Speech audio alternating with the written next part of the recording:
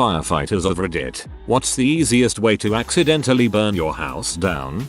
A guy on my motorcycle forum once shared the story of how he fixed his broken coffee machine and how proud he was that he had actually managed to fix it. 3 days later somebody broke into his house and the coffee machine was stolen among other things. The police didn't give him much hope, but 2 days later he received a call from the police. They had found all his stuff. When he asked them how they had found the thieves, the police officer said, "They tried to use a coffee machine they had stolen from your house. It caught fire and burned their house half down." Ultimate Trojan horse. Fry homemade potato chips on a gas stove with a plastic kitchen bin next to it. Turn around for maybe 10 seconds, voila. Kitchen engulfed. Oh, and make sure the fire extinguisher is in the cupboard right next to the stove and therefore redundant. Not an easy way to burn down your house, but rather a workshop, specifically a woodworking shop. A woodworker may use a wood finish stain on a finished project, then throw the dirty stain towel in a bucket, and they do this for years. What some people don't know is that those dirty towels can combust if there is enough built up. An easy way to burn down a shop. You should either clean it off and leave it in a Ziploc bag outside, or put it in a fireproof bucket. Linseed oil will do this. It almost happened to me and it was the most terrifying moment of my life. I relive it in my mind on the reg. Lay your rags out flat to dry or dump them in a bucket of water that you change out regularly. Had a house fire due to a wire problem inside the wall and it took all of about 8 minutes to go from "what's that smell" to "grab the dog. We got to get out of here." A fire doubles in size every 30 seconds generally. Best thing you can do is make sure doors and windows are closed to starve it for air. Then the fire department comes and breaks out the windows and kicks down the doors. Not a firefighter, but my dad was station commander of 3 stations in our area with a lot of experience. And my mum was in the fire service doing health inspection things and saw lots of hazards. A biggie was smokers either not putting out smokes or falling asleep. In a minute an entire room could be engulfed in flame. Another is hoarders. It's just waiting to happen.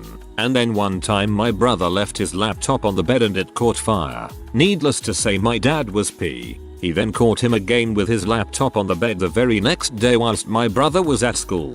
Legit thought the world was going to end. Just to clarify, for the hoarders one, the danger is that there could be a lot of flammable material in a small area, so if it were to catch fire then it would be hard to put out and it would spread like a wildfire in a matter of minutes. Another danger is that you can't keep track of the state of the house. You can't see where wires go, can't see if something goes wrong etc. To clarify the laptop, it was about 10 years ago so you can imagine it's an older laptop that was big and heavy. I can't remember exactly if it was charging or not, but I think the likelihood is it was on both occasions. As well as that my brother's duvet was really big and puffy so a big heavy laptop would sink and be absorbed by the sheets. Nowadays laptops are somewhat better and it's safe to have them on soft surfaces if you are around then.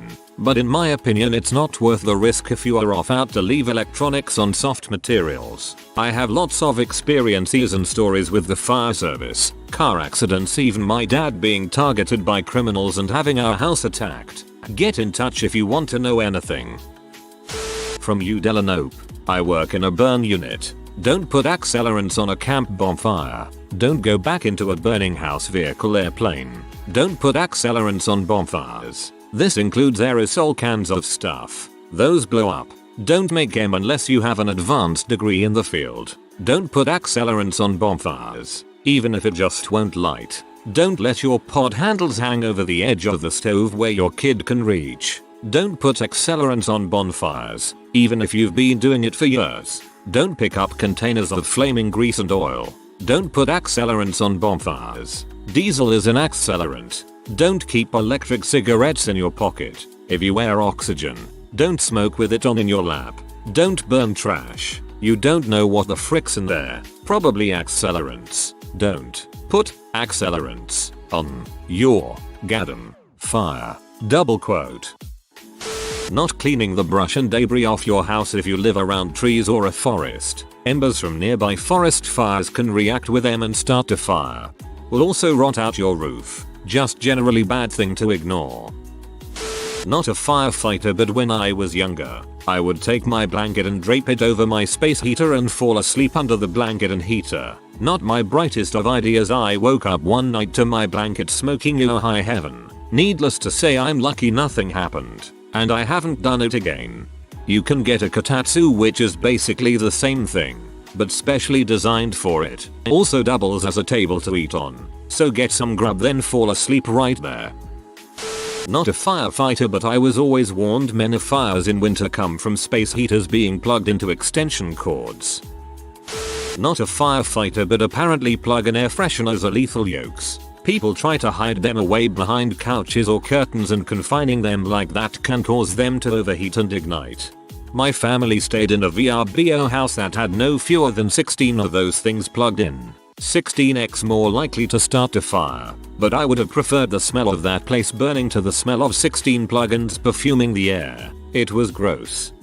Firefighter here. Multi-boxes are the worst offenders. Stuff like heaters shouldn't be plugged into them, but rather into an actual wall plug. Make sure electronics are well ventilated and that you have working smoke alarms in all their bedrooms and lounge hallways. Plan a route of escape in case of the worst, and don't cook S-faced. Bonus tip: if you're cooking with something like oil and it catches fire and are unable to get it under control quickly, always keep their lids nearby for this reason. Oil-based fires can't be put out with water. A wet tea towel or sticking the whole pan into the oven and shutting the door can work in a pinch. If it's bigger than that though, don't bother with extinguishers. Are already not calm BC of the fire, and this is when PPL can seriously burn themselves. Just get out and call their emergency services. I'm not sure about how it works in countries like the US for non-emergency callouts. I'm from NZ, but I would honestly prefer to come to a house fire where all the living occupants are out safely. A fire can easily take over a room in 2-3 minutes in the right conditions, and there is simply no time to muck around. Can tell you now, in the UK, if you reasonably believe you need emergency services, then there is no punishment if it's not actually an emergency. One time a young kid rang the fire service because he thought there was smoke coming from a pan on the hob and he was too short to see in the pan, so called 999. Turned out it was some potatoes boiling away and it was steam and not smoke. Rural Midwesterners have a thing for raking up all the leaves in the fall and burning them. I can't count how many mild grass fires turned into structure fires. Not respecting your fireplace. Half of the fires I have attended have been because the homeowner placed flammable objects too close to the wood stove. The worst was a wood burning furnace that was in a fire-resistant room which was filled with paper, plastic and clothing. Luckily the well-built room prevented the loss of the house. Chimney fires are the biggest cause in my area. Get your liner cleaned and inspected. Cigarettes. Those things want to kill you and they'll fricking burn your fricking life down. Frick your house, and your organs, and your house. Stupid. Spontaneous combustion is actually sleepy people just dropping lit cigarettes on themselves. Quote from my firefighter friend: if you don't think a candle can burn down your entire house, I don't think you deserve to have a candle or a house. Daughter of firefighters here. Pop-tarts. Man, there's a reason some toasters have a pop-tart setting. Sugar has a pretty low melting point for something intended to fit in a toaster slot. My uncle was a fire captain and retired 2 years ago. He always warned us about the lint trap in a dryer and how people just toss stuff in the dryer and leave the house. I'm not a firefighter, but I accidentally lit my house on fire via dryer spark that lit up the lint vent. Note, this is my first house, and I had never had to deal with this kind of thing. I'd always lived in apartments. We always cleaned the lint trap, but apparently there's a vent that goes from the back of the dryer and then to the outside of the house. Ours goes up a tube thing through a wall and to the outside. Our fire was in that tube. Called fire depth. They ripped our wall up, flushed that vent with water and pulled the whole thing out. So, don't just clean your lint trap, but also that vent. Our most common calls come from dryers and oven stopper tops. Usually we get there in time to just point our water can at it and knock it down before it does too much damage. Clean your dryer air ducts, lint traps, and turn off the goddamn stove when you're done. Also a good idea to keep fire extinguishers handy. They're incredibly cheap for the life safety. I keep one next to my bed, under the passenger seat of my car, in the kitchen, and underneath the bathroom sink. Cost me less than $150 for all of them. There's a video somewhere of a guy lowering a full turkey into a large pot of hot oil. The rig was located on a wooden patio deck behind the house. He had put in about 3/4 of a pot of oil in it before he turned on the propane flame under it. When the oil was hot and he started putting the turkey in, moisture in the turkey caused a sudden boiling effect, and the guy dropped the turkey in so he could jump back. First of all, there was too much oil, so it was going to overflow anyways. Second, he needed to be off to the side and he should have used a cable with a hook to lower the turkey in, but standing next to the pot, he gave up all control over his reaction if some type of incident occurred. Being able to pull the turkey up if it looked like the oil would overflow. Half the patio burned down before they got control of it, and at least they saved the house. He should have previously put that particular turkey in the pot and then added water to just cover the turkey. Then remove the turkey and measure the height of the water, so he can add the perfect amount of oil before heating it. Second, place the oil pot and propane heater on concrete in a spot that is a safe distance from anything that will burn. An overhanging tree branch, a wooden picnic table, etc. Then set up a basic 4-pole A-frame with a pulley at the top, and use this to lower the turkey into the hot oil. I would even be fine with using a car engine cherry picker to lower and raise the turkey. Anything other than standing next to it to pull stupid stunts, win stupid prizes. Not a firefighter, but leaving the bathroom fan on and going to work was a pretty freaking easy way to accidentally burn down a house. My wife was infusing some kind of flowers into oil. She put flowers and coconut oil in a mason jar and put that in a small pot of water on the stove to melt the coconut oil. When it was time to go pick up the kids from school, she left the house and forgot to turn off the stove. She got a call from our neighbor a short time later telling her that there was smoke coming out of our house. The oil had gotten so hot that the jar exploded and sent hot oil all over the kitchen, catching it on fire. My dad is a firefighter in Atlanta. Has been for many long years. He tells me the easiest ways all the time are leaving those bathroom fans on for way too long, you know, the ones in the ceiling, and leaving chargers plugged in even when not using it. He tells me about that often so I don't forget to take precautions since I live on my own now. He's seen too many young people taken way too soon all because their charger was left plugged in.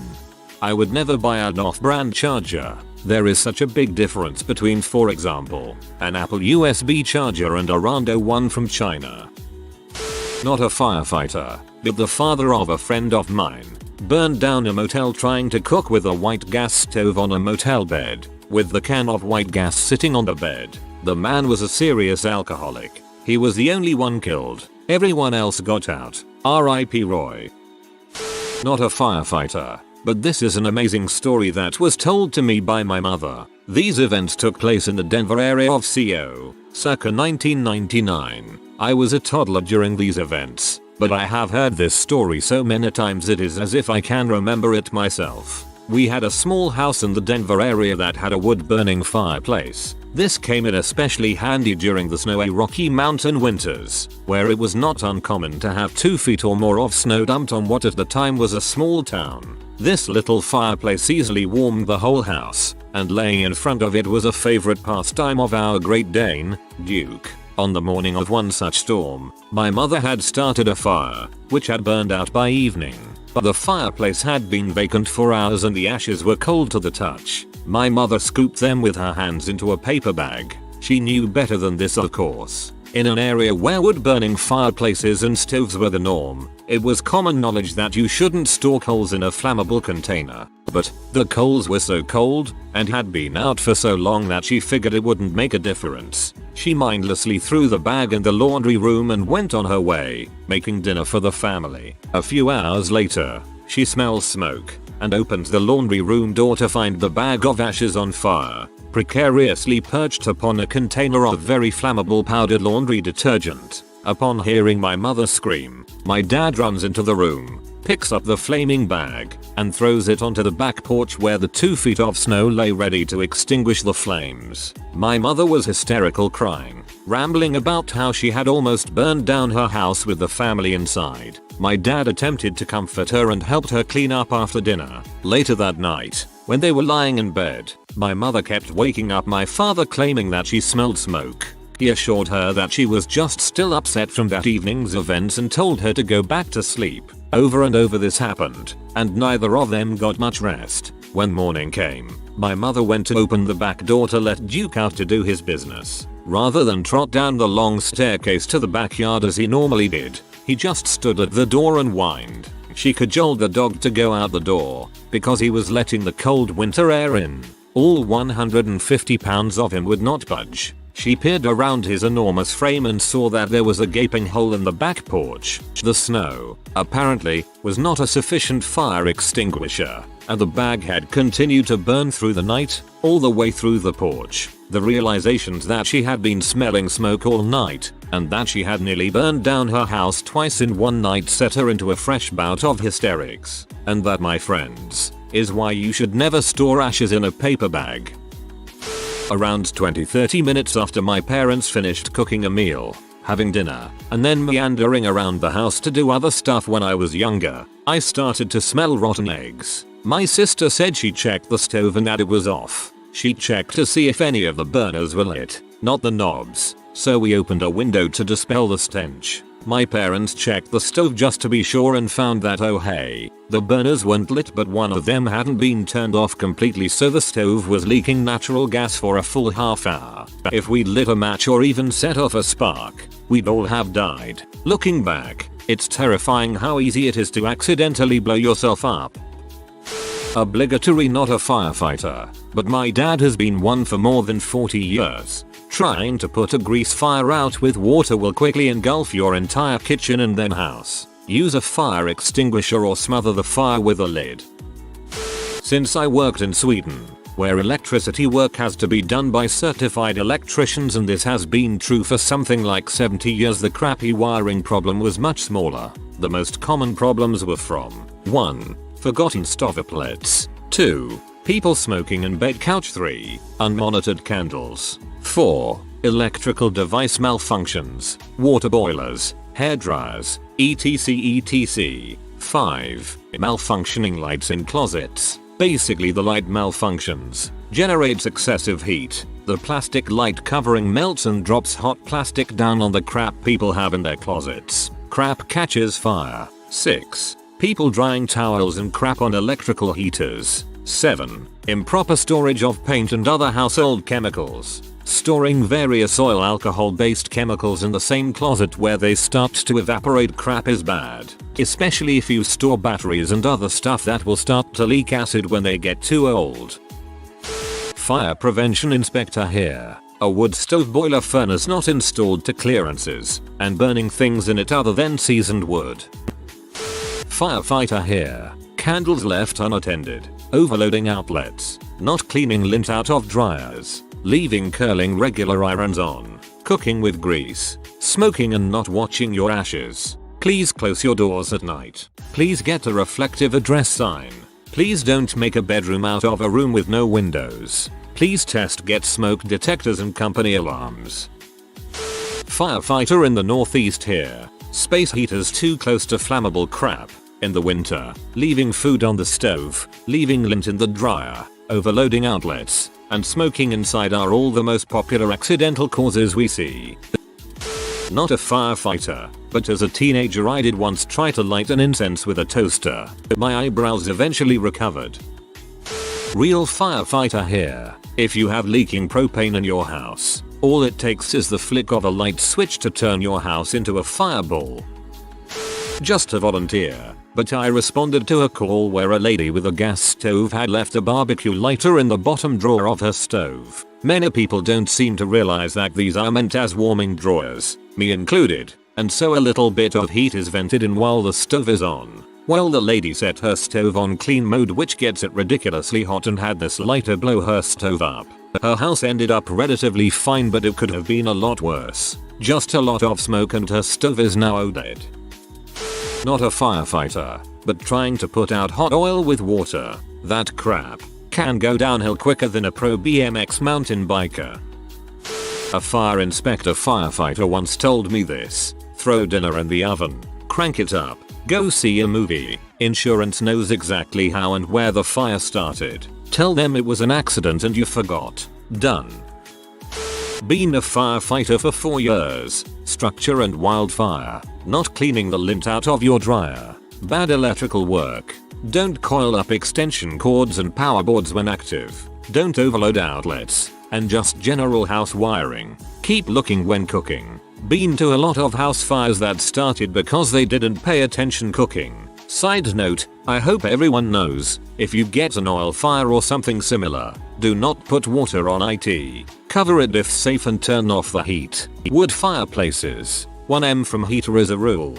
Any heater, gas, wood, towelect. Keep things a minimum of 1 meter from it, in particular flammable things OFC. These are the most common things we see as the cause of structure fires. If anyone has any questions, please don't hesitate to reply or PM me.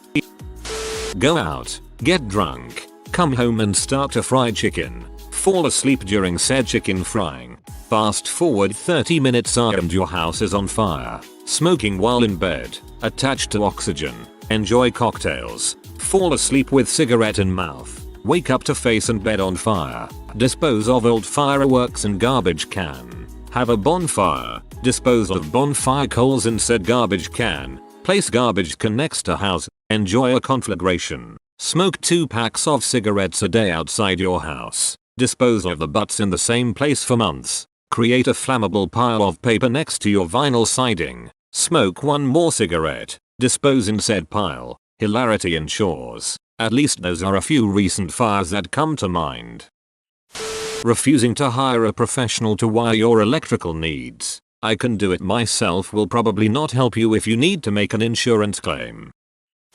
We set our house on fire by grilling bacon. We hate cleaning up the bacon grease mess when pan frying it, so my husband decided he'd grill the bacon. However, he didn't move the grill far away enough from the house, and when he put the bacon on the grill he left and went back inside and upstairs to check something on his computer. I was washing the floors and when I glanced up I noticed our bay window was on fire. We put it out pretty quickly, but the window was totally cracked and had to be replaced, and some of the siding was black, which I sprayed with white Rust-Oleum. Probably if I hadn't looked up that minute the fire would have been out of control on our house. Anyway, if you're going to grill bacon, know that it can flame up fast. Don't leave it for a second, and pull the grill far away from the house. Not a firefighter, but ex-emergency dispatcher who took the calls. Christmas trees, especially when they've been around for a while and dried out. Pine trees can catch fire easily enough even when fresh cut, but once they've dried out for a couple weeks inside your nice dry home, they are a huge pile of easily lit tinder. They can go up in flames in seconds and take your house with it. Artificial trees that are properly flame resistant are the way to go. When I was a kid I had a troll doll with a glow-in-the-dark head. My family was preparing for dinner and I wanted my troll doll to be fully charged when I returned. Was so excited to see how bright it would glow. So I pointed a lamp right at it, then decided if a lamp 3 feet away is good, a lamp 0 feet away is better. So I flipped the lamp to pointing up and put the troll doll on the bulb. When I came back it had melted to the bulb. Was very lucky it didn't ignite. Went to a call a couple weeks ago. Guy left his grill unattended next to a bag of dried grass clippings also next to his house. One thing leading to the next. House on fire and about 100k in damages. Have butthole neighbors who freebase in a house without running water. Managed to burn their place to the ground and take my house next door with it. All 7 of them got out without as much as smoke inhalation. My 3-year daughter was trapped. She managed to survive full thickness burns to 60% of her body. I hope they all rot in heck. Not a firefighter, but a buddy of mine has plumbing running directly beside his unenclosed electrical panel. If that pipe bursts, his house will go kaput. I don't know how this was allowed by the builders, but someone negligently signed off on it. How this wasn't noticed by the home inspector is way beyond me because the basement isn't finished. Someone should have spoke up and said, hey, this doesn't look right. That won't burn a house down. It might strip some breakers and cause some corrosion, but that's about it. Not a firefighter, but I do know a way to accidentally burn down your house. Accidentally spill the lava you have in your shed onto the floor. Works every time. If you are new to the channel, you can subscribe. I publish new videos every day. Until then, check another video.